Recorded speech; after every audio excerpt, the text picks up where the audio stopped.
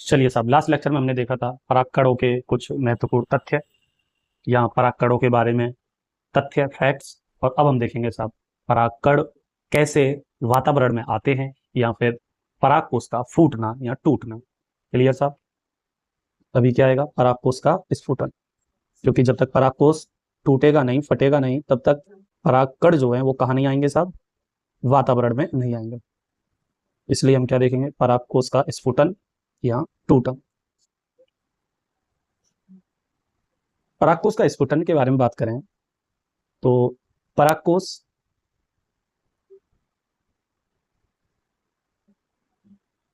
एवं परागकण। परागकोश के अंदर कौन प्रेजेंट है साहब? परागकण। और परागकोश बस्ट या फटेगा कब? जब ये क्या होगा? परिपक्व होगा। तो क्या मैं ऐसे लिख दूं? परागकोश एवं परागकण के परिपक्वन के दौरान परागकोश की भित्तियों में परागकोश की भित्तियों में परिवर्तन होते हैं। क्या होते हैं साहब? परिवर्तन। अब वो कौन कौन से परिवर्तन है यही हमें देखने हैं। देखिए साहब, सर्वप्रथम जो सबसे पहला परिवर्तन आपको देखने को मिलेगा, सर्वप्रथम मध्य स्तर नष्ट हो जाता है सर। मध्य स्तर नष्ट हो जाता है। क्यों? क्योंकि टैपीटम के द्वारा जो खाद्य पदार्थ मध्य स्तर पे स्टोरेज थे, उपस्थित थे, उन सबको अवशोषित कर लिया जाता है। ठीक है साहब? तो मध्य स्तर क्यों खत्म हो गया साहब? क्योंकि टैपीटम ने वहां से खाद्य पदार्थों को क्या कर लिया है? अवशोषित कर लिया। ठीक है, अगर डायग्रामेटिकली अगर मैं बात करूं तो आपको कैसे दिखाई देगा? पहले परागकोश की जो संरचना थी आपको याद होगी, कुछ ऐसी दिखाई देती थी। ठीक है, इसके ऊपर कवरिंग्स होती थी। ये सब कवरिंग हो गई।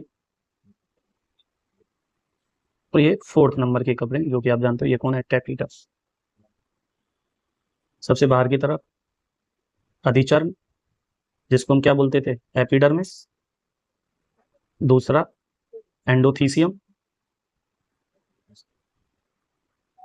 और तीसरी लेयर कौन सी है सब? ये है मध्य स्तर। और सबसे लास्ट ये हो गई कौन? टैपीटम। आपको याद होगा साहब ये डायग्राम। ठीक है, और टैपीटम के अंदर कौन है ये बताने की जरूरत है क्या? बिल्कुल भी नहीं, क्योंकि इसके अंदर कौन है साहब? यहाँ पे परागकण। ये हो गए परागकण, या मैं बोलूं पॉलन ग्रेन। ठीक है, इस वाले पोर्शन को क्या बोलते हैं सर? स्टोमिया।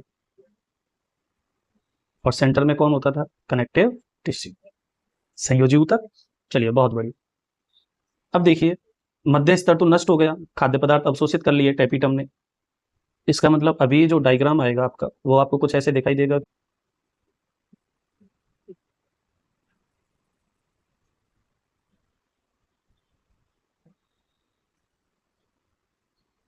ये और भी लेयर हो जाएंगे। अब आप जानते ही हो ये कौन होगी बाहर की तरफ? अधिचर्म। और उसके नीचे एंडोथीसियम। एंडोथीसियम क्यों? क्योंकि यही थी सब डायग्राम में, देखिए सब पहले भी। ठीक है, अब मध्य स्तर नहीं है, सीधा टैपीटम है। क्योंकि मध्य स्तर क्या हो गया है साहब? नष्ट हो चुका। टैपीटम। क्लियर? और इसके अंदर कौन है? ये आपके परागकण। इन्हीं को तो बाहर निकालना है। ठीक है, चलिए, ये परिवर्तन आपके समझ में आया। अब देखिए दूसरा परिवर्तन लिखते हैं। और क्या परिवर्तन होंगे सर? प्रत्येक पाली के, अभी कितनी पाली आपको दिखाई दे रही है सब? 4। देखिए, 1 पाली, 2 पाली, 3 और ये 4। ठीक है,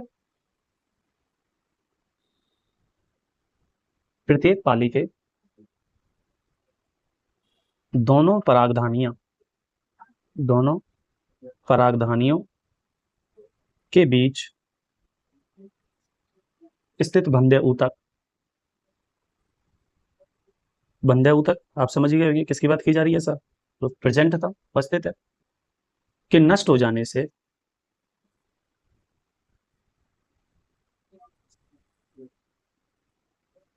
दोनों परागधानियां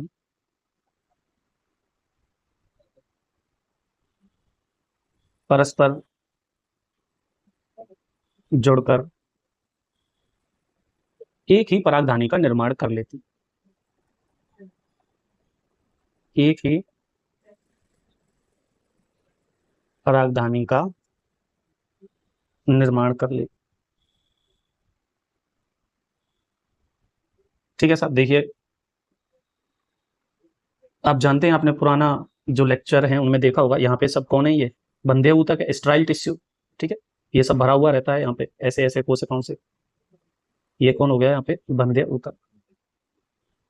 ठीक है, अब चार पाली हैं, एक दो तीन चार, चारों के बीच में कौन है, बंधे ऊतक है। बंधे ऊतक नष्ट हो जाएगा और ये दोनों परागधानियां आपस में क्या कर जाएंगी, फ्यूज कर जाएंगी या जुड़ जाएंगी। कैसे देखते हैं सर, सबसे पहले हम इसके कवरिंग्स बनाएंगे।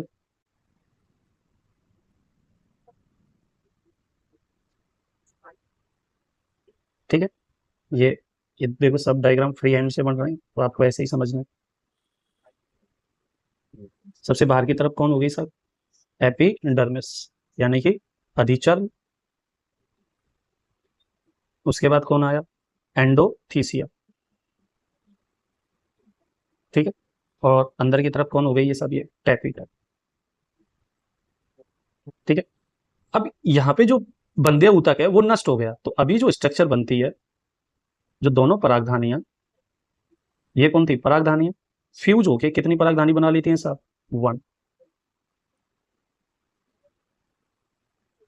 ठीक है, तो दोनों परागधानियां, ये कौन थी परागधानी, और जी परागधानी में तो प्रेजेंट थे साहब कौन, परागकण। तो यहाँ पे परागधानियां फ्यूज करके क्या बना लिया साहब, एक परागधानी। ठीक है, समझ गए। चलिए सर, अब आपको कितनी परागधानियां दिखाई दे रही हैं, दो। क्या ये सही है, बिल्कुल साहब, तो ऐसे लिख दूं मैं, इस प्रकार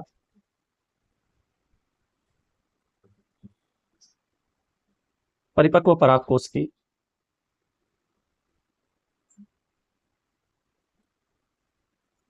अनुप्रस्थ काट में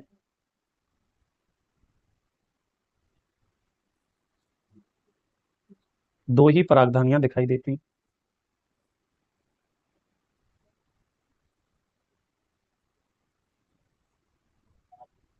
दो ही परागधानियां दिखाई देती। ठीक है साहब, और परिवर्तन की हम बात करते हैं, और क्या परिवर्तन हो रहा है, दो परागधानियां आपको दिखाई देगी।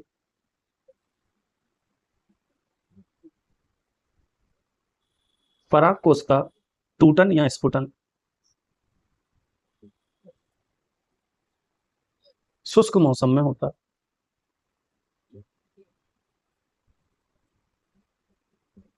ठीक है सर, किसमें होता है, शुष्क मौसम में। ऐसा क्यों, क्योंकि शुष्क मौसम में, शुष्क मौसम में समझिए नमी कम होगी, और नमी कम होगी तो एंडोथीसियम की कोशिकाएं,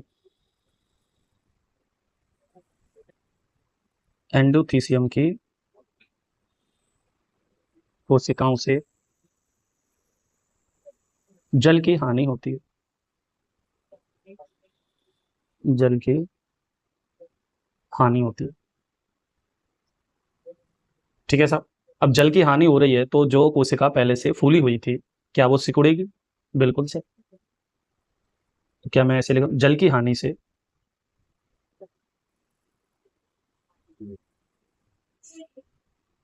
एंडोथीसियम की कोशिकाएं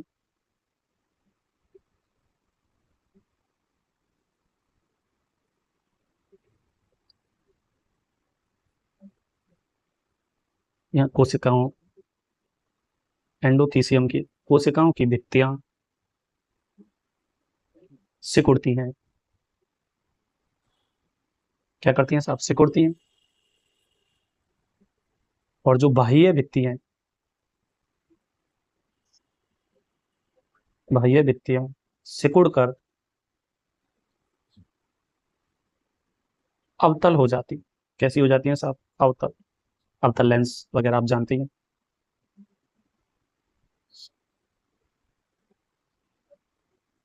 ठीक है साहब, तो इन पे खिंचाव आया, ये अवतल हो गई। नेक्स्ट क्या होगा? अवतल हो गई तो इससे तनाव उत्पन्न हो गया साहब, जिससे तनाव उत्पन्न होता है।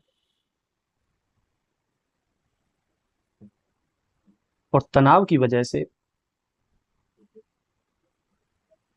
स्टोमियम की कोशिकाएं, अब स्टोमियम को मैं आपको पहले बता चुका हूं, स्टोमियम की कोशिकाएं फट जाती हैं सर, जिससे परागकोश स्फुटित होता है। यही तो हमें करना था, परागकोश का स्फुटन, और हो गया सर। तथा परागधानियों में उपस्थित परागकण वातावरण में मुक्त हो जाते हैं।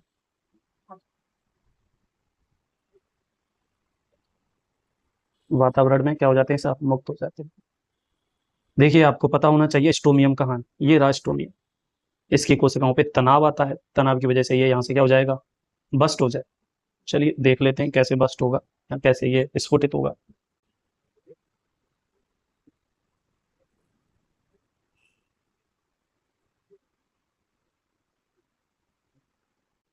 स्टोमियम यहाँ पे बस्ट हो गया और यहाँ पे जो उपस्थित थे परागकण वो क्या आ गए साहब? बाहर आ गए।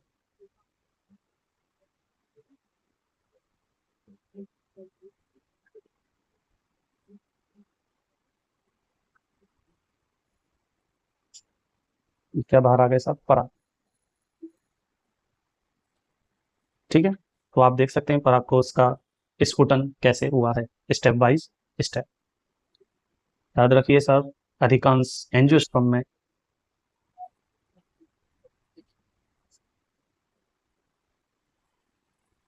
परागकोश का स्फुटन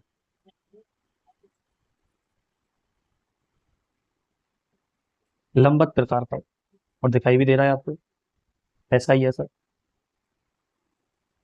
लंबवत प्रकार का होता है। कैप्सेला में भी ऐसा ही सेम किस में होता है साहब? कैप्सेला। और कैप्सेला को ही तो मान के हम ये पूरा चैप्टर पढ़ रहे हैं, या फिर मैं बोलूँ कैप्सेलम में भी कैप्सेला, कैप्सेला के ऊपर ही हम पूरा चैप्टर पढ़ रहे हैं। आई होप आपके समझ में आया होगा परागकोश का स्फुटन। ठीक है साहब।